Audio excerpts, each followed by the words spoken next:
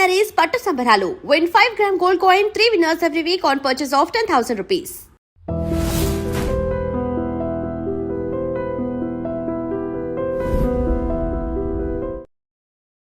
అంటే మీ సర్వీస్లో తీసుకుంటే సెన్సేషనల్ కేసు అప్పట్లో ప్రత్యూష కేసు, సినీ నటి ప్రత్యూష కేసు, ఆ కేసును అసలు ఎందుకు పక్కదారి పట్టారని? అసలు ఆ అమ్మాయి నిజంగా రేప్ జరిగింది, అసలు ఏం జరిగిందండి? పక్కదారి ఒక్కరు పట్టించలేదు. అనేక మంది అనేక తప్పులు దీంట్లో చేశారు, ఒక్కరని కాదు. మునుస్వామి అనే అతను అసలు ఆ రోజు డ్యూటీలోనే లేడు. పోస్ట్ మార్టం చేసిన అతను ఒక junior doctor.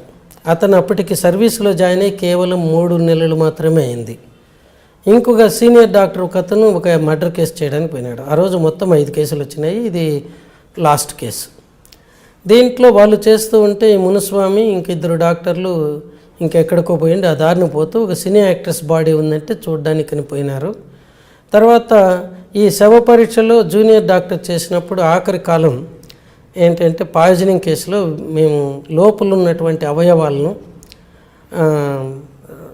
Forensic science ల్యాబొరేటరీలో chemical analysis రసాయనిక పరిశోధన కోసం పెడతాం. అవి పెట్టినప్పుడు కాలం అంటే ఇది కాజ్ ఆఫ్ డెత్, మరణం ఎందుకు జరిగింది అనేది ఖాళీగా పెడతాం అది వచ్చేంత వరకు. దీంట్లో ఈయన అనుకోకుండా ఇష్టం వచ్చినట్టు టైప్ చేయించాడు, తనకు తెలియదు. అసలు రిపోర్ట్లో ఏముంది కూడా అతను చూసుకోలేదు. ఎందుకు అలా చేయాలి? మీరు పర్మిషన్ ఇస్తే నేను మీకు చూపిస్తాను. అది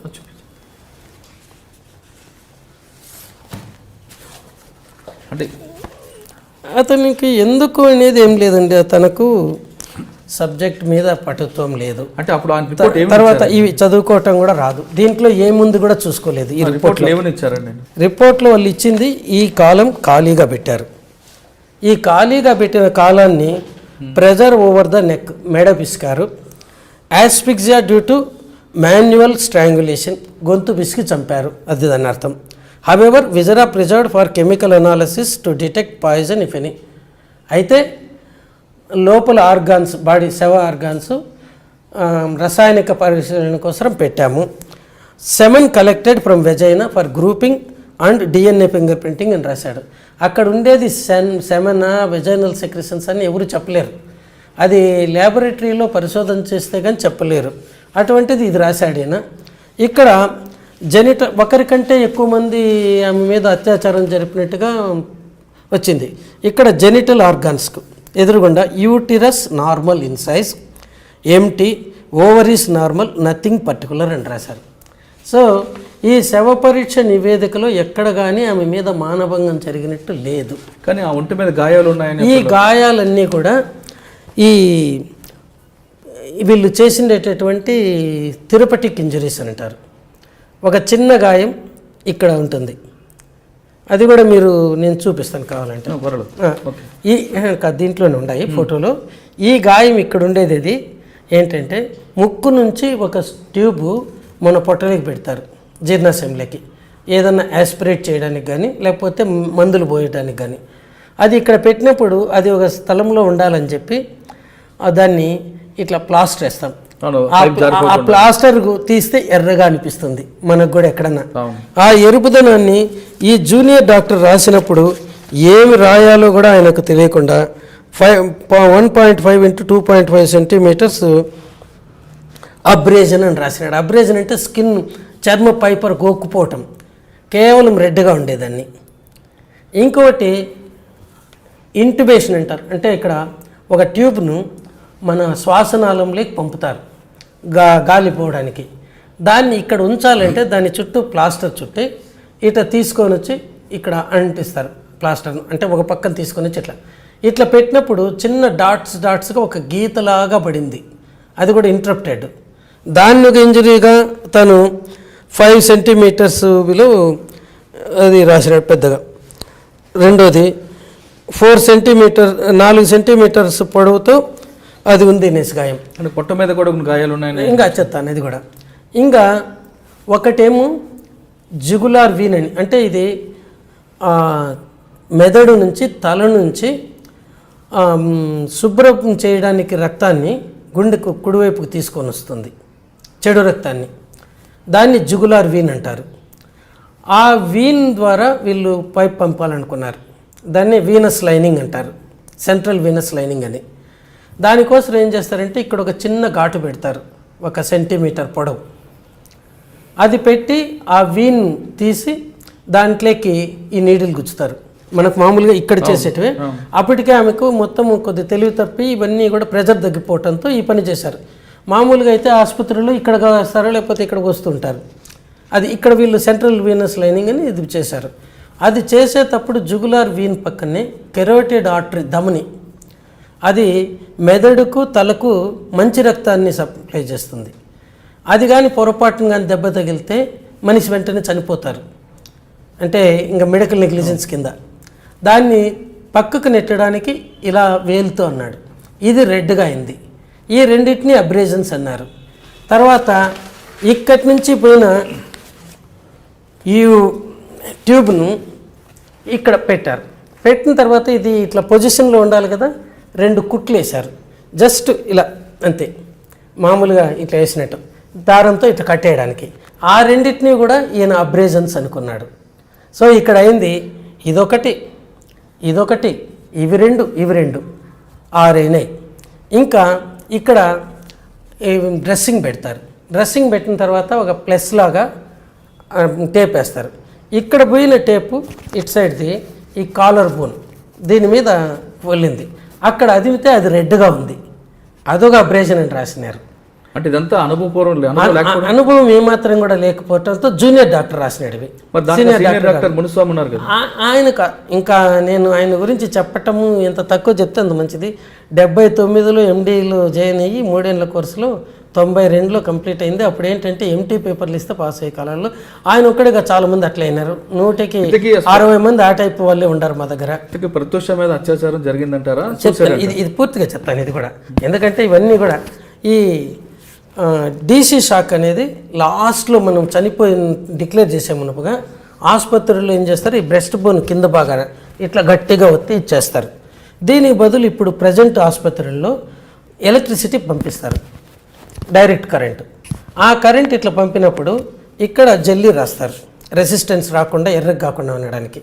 కానీ వీటికి రాయరు. ఈ ఆడవాళ్లకు బ్రెస్ట్ ఉండటంతో ఇట్లా ఆనుకుంటే ఇక్కడొక గీత, ఇక్కడొక గీత పడింది, ఇవి 2. దీన్ని కూడా ఒక గీతలాగా ఇట్లా వస్తే 8x4 సెంటీమీటర్లు అని రాసినారు. అంటే 8 సెంటీమీటర్లు పొడవు, 4 సెంటీమీటర్లు వెడల్పు, రెడ్గా ఒక గీత. అది అబ్రేజన్ కూడా కాదు. సో ఇలా రాసినారు. తర్వాత ఈ చేతికి 3 మస్కిటోస్ చీమలు గరిస్తే ఏర్పడతాయి కదా, ఆ టైపు 3 ఉన్నాయి. ఇక్కడ మల్టిపుల్ 2x3 సెంటీమీటర్స్ దూరంలో. ఇవేంటంటే బ్లడ్ గ్యాస్ అనాలిసిస్. అంటే మనము ఆర్టరీ నుంచి వీనస్ బ్లడ్, చెడు రక్తం తీసుకోవాలంటే పెద్ద కష్టం కాదు, ఇట్లా పైకి వస్తుంది కాబట్టి ఇక్కడ అదితే ఉబ్బుతాయి. ఈ ఆర్టరీ నుంచి తీస్తే అట్లా కాదు, దాంట్లోకి ఇట్లా ట్రై చేయాలి నీడలు. ఇటువైపు 3 సార్లు ట్రై చేసినారు, ఇక్కడ చాలాసార్లు ట్రై చేసినారు ఈ ఏరియాలో. వాటిని కంట్యూజన్స్ అని రాసేసినారు, మల్టిపుల్ మార్క్స్ ఉన్నాయనేసి. ఇంకా 2 ఈ లోపల చరస్ చంద్ర అని డాక్టర్ను కేర్ హాస్పిటల్ మార్కెట్ నుంచి పిలిపించారు. ఆయన 10:30కి అట్లా వచ్చినాడు నైట్. ఆయన ఇక్కడ కట్ చేసి ముందు లెఫ్ట్ సైడ్ కట్ చేసినాడు, అంటే ఫీమరల్ ఆర్టరీ ఇక్కడి నుంచి పోయే దమన్లో. మనకి ఇంతకు మునుపు యాంజియోప్లాస్టీ స్టంట్ చేయాలంటే ఇక్కడి నుంచినే పంపేవాళ్ళు, ఇప్పుడు ఇక్కడి నుంచి పంపుతున్నారు. నాకు కూడా ఇక్కడి నుంచినే చేశారు అది. సో దీంట్లో మొదటి ఎడంపక్క చేశాడు, సక్సెస్ కాకపోతే మళ్ళీ కుడిపక్క చేశాడు. ఇవి ఆమె మీద ఉన్న మొత్తం గాయాలు.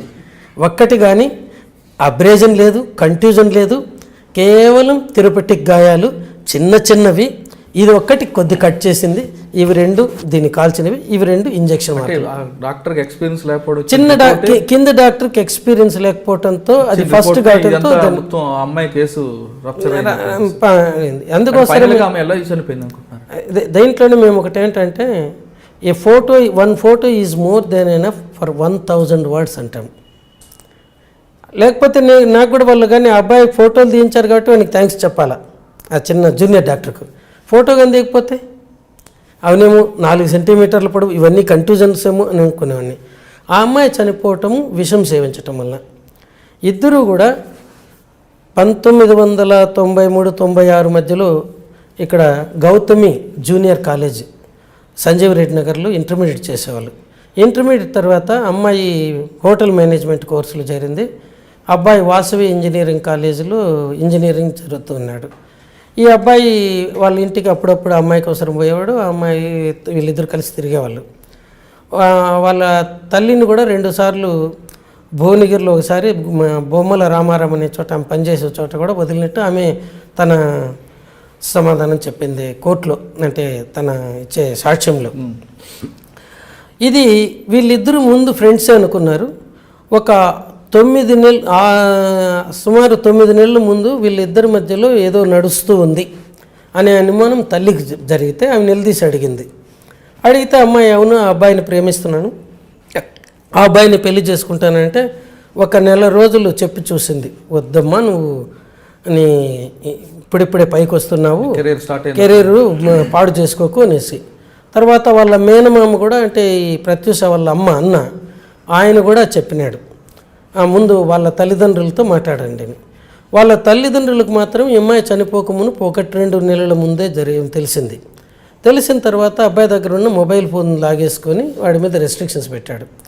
అప్పుడు ఈ అమ్మాయి ఎప్పుడన్నా అబ్బాయిని కలవాలనుకుంటే వాళ్ళ ఫ్రెండ్ ఒకరికి ఆయన మొబైల్ ద్వారా కాంటాక్ట్ చేసేది. అట్లే సిద్ధార్థ్ కావాలనుకుంటే ఫ్రెండ్ దగ్గరికి ట్యూషన్ ఇది కంబైన్డ్ స్టడీకి పోతున్నాను ఇట్లా. ఈ క్రమంలో ఈ సిద్ధార్థ్ ఇంటిలో గొడవ ఎక్కువైతా ఉంది రోజు రోజుకు. 13వ తేదీ ఫిబ్రవరి 2002లో ఈ కంట్రీ క్లబ్లో ఈ సిద్ధార్థ్ వాడి ఫ్రెండ్ సూరజ్ అని వాళ్ళ కజిన్ అట, ఆ అమ్మాయి మేనమ్మ కూతురు ప్రఫుల్ల సిరి 10 గంటలప్పుడు ఉదయం 10-10:30 మధ్యలో కలిసి ఒక నిర్ణయానికి వచ్చారు. ఇప్పుడు ఈ అబ్బాయి ఇంట్లో చాలా తీవ్రంగా ఈ మనస్పర్ధలు ఉన్నాయి కాబట్టి వీళ్ళిద్దరూ ఒకరితో ఒకరు మాట్లాడుకోవడానికి కానీ ప్రయత్నం చేయకూడదు, ఈవెన్ ఫోన్లో కూడా దూరంగా ఉండాలా. మేలో ఆ అబ్బాయికి ఇంజనీరింగ్ అయిపోయిన వెంటనే ఆ అబ్బాయి తల్లిదండ్రులు కానీ ఒప్పుకోకపోతే వీళ్ళు రిజిస్టర్ మ్యారేజ్ చేసుకునేట్టుగా. తర్వాత 14వ తేదీ ఫిబ్రవరి ఆ రోజు ఈ అమ్మాయి చాలా ఆశగా చూసింది అబ్బాయి నుంచి ఫోన్ కాల్ కోసరం. అదే సమయంలో ఆ అబ్బాయి చుట్టూ చాలా గట్టి కాపలా పెట్టారు. సో ఆ అమ్మాయి కొద్ది డిప్రెషన్ లేకపోయింది ఆ రోజు ఫోన్ రాకపోతే. మళ్ళీ 23వ తేదీ అది శనివారం, అదే ఫిబ్రవరి నెలలో 2002 9 గంటల ప్రాంతంలో అబ్బాయి ఫోన్ చేసి మా ఇంట్లో ఎవరు ఒప్పుకోవటం లేదు, మా అమ్మ ససేమరు ఒప్పుకోవటం లేదు, మనం కానీ పెళ్లి చేసుకుంటే ఇంటిళ్ళ పాయిజన్ తీసుకొని చనిపోతామంటున్నారు నిందట. దాంతో ఈ అమ్మాయి అర్ధగంట సేపు వాడి మీద ఫోన్లోనే ఎగిరిందట, గట్టిగా మాట్లాడుతూ ఉన్నింది. మాట్లాడుతూ ఉంటే తల్లి అడిగితే ఏంటంటే ఇదట వాళ్ళ ఇంట్లో ఒప్పుకోవటం లేదట, అది ఇది అంటే కూల్ డౌన్ కొద్ది టైం ఇవ్వు వాళ్ళు కూడా సర్దుకోవడానికి, ఇప్పుడిప్పుడే కదా తెలిసింది నీ తల్లి చెప్పింది. ఆ తర్వాత సాయంకాలము 4 గంటల ప్రాంతంలో హెయిర్ డ్రెస్సింగ్కి పోతానని ఇక్కడ fairy beauty parlour Rajiv Gandhi సర్కిల్కి వచ్చింది. వీళ్ళు ఉండేదేమో తార్నాకాలో. ఆ మరుసటి రోజు ఆదివారం రోజు ఈమె బెంగళూరు పోవాల్సి ఉన్నింది ఒక సినిమా షూటింగ్ కోసం. అది ఫస్ట్ సినిమా ఆఫర్ అట కన్నడ మూవీలో. దానికి పోవాలనేసి అక్కడి నుంచి ఇదే పనికి ఇక్కడికి వచ్చిన తర్వాత సిద్ధార్థ్ ఫ్రెండ్ ఫోన్ చేసి సిద్ధార్థ్ని చెప్పండి మేము ఇక్కడ ఉన్నామనేసి ఈమె ఇది వచ్చేప్పటికి మళ్ళీ డ్రెస్సింగ్ ఉంటే ఈ లోపల 5:30కి ఆ అబ్బాయి వచ్చినాడు కారుతో. ఆ హార్న్ విని ప్రఫుల్ల సిరి కిందికి దిగొచ్చింది. ఈ అమ్మాయికి 6 గంటల ప్రాంతంలో ఈ హెయిర్ డ్రెస్సింగ్ అయిపోతే దిగొస్తే ఆ అబ్బాయిని చూస్తామనంటే ఈ అమ్మాయి ఏడవటం మొదలుపెట్టింది. అమ్మాయిని చూసి అబ్బాయి ఏడవటం మొదలుపెట్టారు రోడ్డు మీద. దారింటి పోయేవాళ్ళు వీళ్ళ వెంట చూస్తామంటే ఈ ప్రఫుల్ల సిరి వాళ్ళ మేనమామ కూతురు ఈ అమ్మాయి కొద్దిగా ఎంబరేసింగ్ ఎక్కడన్నా కూర్చొని మాట్లాడుకుందాం రండి అంటే అప్పుడు ఈ అబ్బాయి నా కారులో కూర్చొని మాట్లాడుకుందాం అన్నాడు. ఈ అమ్మాయి నేను సిద్ధార్థ్ పోయి అట్టు తిరుగు వస్తాం మేమిద్దరమే సపరేట్గా మాట్లాడుకుంటాం, నువ్వు ఇక్కడన్నా ఉండు లేకపోతే ఇంటికన్నా వెళ్ళిపో అని చెప్పిందట. చెప్పి అలా వెళ్ళిన తర్వాత 6:30 మధ్యలో అంటే 6:35 అని రాసినారు పోలీసులు దాంట్లో రిపోర్ట్లో జడ్జిమెంట్లో. ఈ అమ్మాయికి తేజ ఆఫీస్ నుంచి ఆనంద్ అని వాళ్ళ కో డైరెక్టర్ ఫోన్ చేసి నీకు జయం ఫిల్మ్లో లీడ్ రోల్ సెలెక్ట్ చేసుకున్నాము రమ్మని చెప్పినట్ట. అది వెంటనే వాళ్ళ అమ్మకి చెప్పింది. వాళ్ళమ్మ ఇన్ టర్న్ ఈ అమ్మాయి ఫ్రెండ్స్కి అందరికీ చెప్తే వాళ్ళు ఈ అమ్మాయిని కాంటాక్ట్ చేస్తూ ఉన్నారు. అందుకే కోర్టులోనే ఉంది. ఈ అమ్మాయి ఫోన్ కంటిన్యూస్గా మోగుతూనే ఉన్నింది. అది కోర్టు మెయిన్గా రావటం. తర్వాత 7 గంటలకు ప్రాంతంలో ఈ అమ్మాయికి ప్రఫుల్ల సిరికి ఫోన్ చేసి నువ్వు మేము తేజ ఆఫీస్కి పోయి సంతకం పెట్టేసి వస్తాము, నువ్వు పంజగుట్ట దగ్గర ఉండు, తిరిగిపోయేటప్పుడు పికప్ చేసుకొని పోతామన్నారు. పంజగుట్ట దగ్గర ఈమె 8:30 వరకు వెయిట్ చేసి ఇంక వీళ్ళు రాకపోతే ఒక బస్సులో ఇక్కడ సికింద్రాబాద్ రైల్వే స్టేషన్ దగ్గర పోయి అక్కడి నుంచి తార్నాకాకు ఇంకో బస్సు పోతే నైట్ 10-10:30 మధ్యలోకి చేరింది. చేరితే అప్పుడు ఉస్మానియా యూనివర్సిటీ నుంచి ఒక హెడ్ కానిస్టేబుల్ అక్కడికి వచ్చి ఈ అమ్మాయిని అడిగారు. ఇక్కడ ఒక అమ్మాయి పాయిజన్ తీసుకొని కేర్ హాస్పిటల్లో చేరిందట, నీకు తెలుసా అంటే తెలియదు, లేదు అని చెప్పిందట అమ్మాయి. తర్వాత వీళ్ళ అత్తకు ఫోన్ చేసింది, నిజమేనా అనేసి. అవును, ఇక్కడ కేర్ హాస్పిటల్లో బంజారాలో చేరింది అమ్మాయి అంటే. ఇది ఈ విషయం ఇక్కడ అంటే ఉస్మానియా యూనివర్సిటీ పోలీసులకు ఇద్దరు పోయి కూడా వాళ్ళు ఇది ఈ విషయం పక్కదారిని పడతామంటే మాకు ఇన్ఫర్మేషన్ ఇచ్చినారని కూడా చెప్పలేదు. ఈ లోపల ఇక్కడ హాస్పిటల్కు వీళ్ళు చేరింది 7:30, 7:15 ఒకసారి ఈ అమ్మాయి అంటే ప్రత్యూష తల్లి ఏమని అడిగింది, ఏమ్మా ఇంకా రాలేదంటే తేజ ఆఫీసుకు పోయి సంతకం పెట్టి వస్తాము అగ్రిమెంట్లోన, నాతో పాటు సిద్ధార్థ్ ఉన్నాడు అని చెప్పిందట. మళ్ళీ ఈమెకు వీళ్ళు 7:30-8 మధ్యలో వీళ్ళ ఫ్రెండ్స్కి ఫోన్లు చేసి బాగా చదవండి అది ఇది చెప్పిన తర్వాత పోతుంటే ఏం రేపు ఇట్లా మాట్లాడుతున్నారంటే ఏం లేదులే మీరు కేర్ బంజారా హాస్పిటల్కి రండి తెలుస్తుంది అన్నారు. అక్కడ 7:30-8 మధ్యలో చేరితే కమలాకర్ రావు అనుకుంటాను ఆయన పేరు, వాళ్ళ ఆర్ఎంఓ చూసినాడు. చూసి వీళ్ళను వార్డ్ బాయ్ అమ్మాయిని వీల్ చైర్లో తీసుకొని పోతూ ఉన్నాడు. దిగుతూ ఉన్నట్టు అమ్మాయి వాంతి చేసుకునింది. అది ఒక ఈనాడు విలేకరి కూడా చూసినాడు, అతను కూడా చెప్పినాడు, సార్ నేను కూడా చూసినాను కానీ ప్రత్యూషలాగా ఉంది అనుకున్నాను కానీ ప్రత్యూష అనుకోలేదు అని. ఇది జరిగింది. తర్వాత ఇద్దరిని అక్కడ తీసుకుంటే మేము కూల్ డ్రింక్స్లో పాయిజన్ కలుపుకొని తాగినాం చెట్ల మంది అంటే అది ఏముందో తెలిస్తే బాగుండు అన్నారట. వాళ్ళు చాలా సేపు నిదానించారు. కేర్ హాస్పిటల్ చేసిన తప్పు ఏంటంటే ఇటువంటి కేసుల్లో ఇమీడియట్గా ఒక్క క్షణం కూడా వేస్ట్ చేయకుండా తీసుకొని స్టమక్ వాష్ చేసేలా. దీంట్లో వీళ్ళని అసలు చేర్చుకునేదా లేదా ఈ డైలమాలో పడ్డారు. ఎందుకంటే అంతవరకు వాళ్ళు పాయిజనింగ్ కేసు ట్రీట్మెంట్ ఇవ్వలేదు, ఎలా చేయాలో ఏం పాయిజనో చెప్పటం లేదు, ఏదో కూల్ డ్రింక్లు కలుపుకున్నామని. మళ్ళీ ఆఖరికి 8 గంటలకు చేర్చుకున్నారు. 8 నుంచి 8:20 మధ్యలో 3 పోలీస్ స్టేషన్లో ఫోన్ చేసినారు. మొదట బంజారా హిల్స్ పోలీస్ స్టేషన్కి ఫోన్ చేసినారు. చేస్తే వాళ్ళు మీ ఆసుపత్రి పంజగుట్ట పోలీస్ స్టేషన్ పరిధిలో ఉంది, వాళ్ళని కాంటాక్ట్ చేయమన్నారు. పంజగుట్టకు చేస్తే మీరు ఉస్మానియా యూనివర్సిటీకి కాంటాక్ట్ చేయమన్నారు ఈ అమ్మాయిని గురించి. ఉస్మానియా యూనివర్సిటీకి చేస్తే మీరు చెప్తా ఉండేది బార్డర్ ఏరియా, అది ఉప్పల్ కింద వస్తుందో తార్నాక ఉస్మానియాకి వస్తుందో తేల్చుకొని వాళ్ళకి చేయండి అన్నారు. అది వాళ్ళు స్పందించిన విధానం ఇక్కడ పోలీసుల గురించి చెప్పాలంటే. తర్వాత 10:30కి వీళ్ళు పోయిన తీసుకుని కూడా నైట్ 2 గంటలప్పుడు ఒక కార్ డ్రైవర్ను సుమో మోటార్తో ఈ 3 పోలీస్ స్టేషన్లకు అడ్రస్ చేసిన ఇంటిమేషన్స్ ఎమ్మెల్సీ ఇంటిమేషన్స్ పంపినారు. బంజారా హిల్స్ వాళ్ళేమో అబ్బాయి తీసుకొని ఏఎస్ఐ వచ్చి అమ్మాయి మాట్లాడేట్టుగా లేదు, అబ్బాయి అంతవరకు ట్రీట్మెంట్ స్టార్ట్ అయిందా? ట్రీట్మెంట్ జరుగుతూనే ఉంది. అంటే ఇక్కడ ఒకటి అంటే పోలీసులది కూడా ఒకటి కవర్ కావాలి కదా, ఎంత నిర్లక్ష్యం అంటే ఇంత ఇష్యూ కావడానికి ఏంటనేది. ఇక్కడ పోతే వాళ్ళు బంజారా హిల్స్ అబ్బాయిది చూసి నోట్లోన ముక్కులోన గొట్టాలున్నాయి, మాట్లాడే పరిస్థితుల్లో లేడు అని రాసుకొని విన్నాడు. అమ్మాయి కూడా పక్కన ఉందంటే వాళ్ళు తిట్టుకున్నారట, మా ఇద్దరు పాడు చేస్తారనేసి. తర్వాత పంజగుట్ట వాళ్ళు ఇద్దరు తీసుకోలేదు. ఉస్మానియా యూనివర్సిటీకి పోతే వాళ్ళు తిట్టి పంపినారట, మీకు పని పాట లేదు, మా ఏరియాలో ఎవరు పాయసం తీసుకోలేదని. వీడు మళ్ళీ 4 గంటలకు తిరిగి వచ్చినారు. మరుసటి రోజు 11 గంటలకు ఈ ఆర్ఎం ఎవరైతే అంత మునుపు రోజు చూసినాడో తనే స్వయంగా సిసిఎస్కు సెంట్రల్ క్రైమ్ స్టేషన్కి పోయినాడు.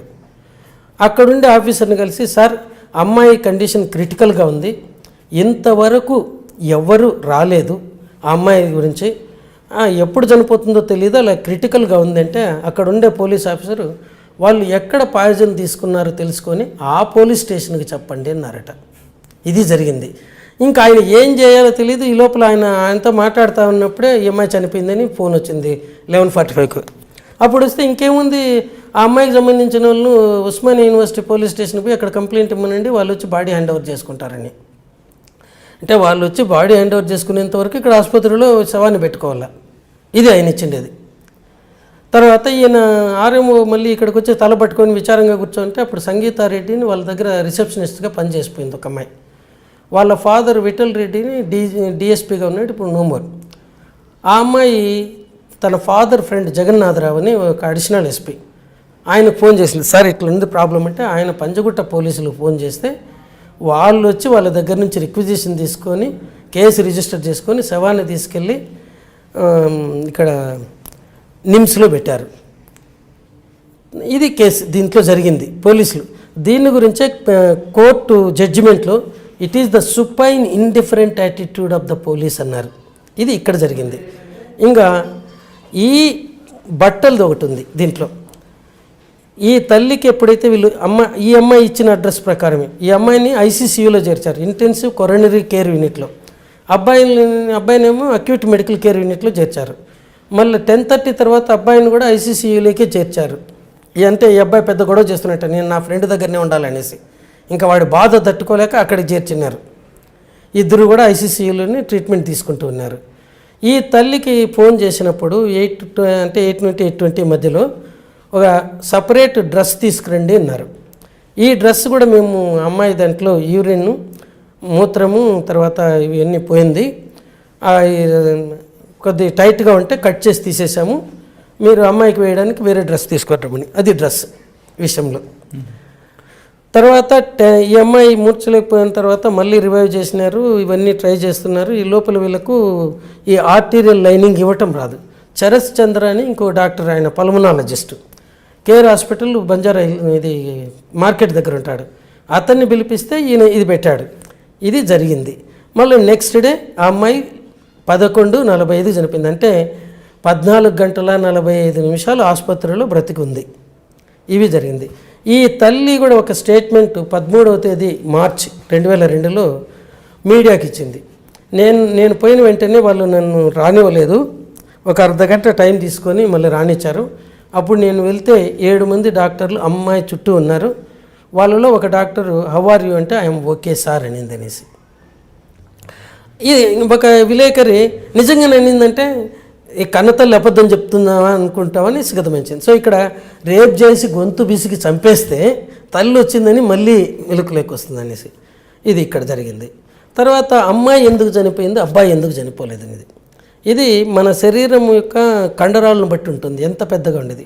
అబ్బాయిల్లో ఫ్యాట్ తక్కువ, కండరాలు ఎక్కువ ఉంటాయి.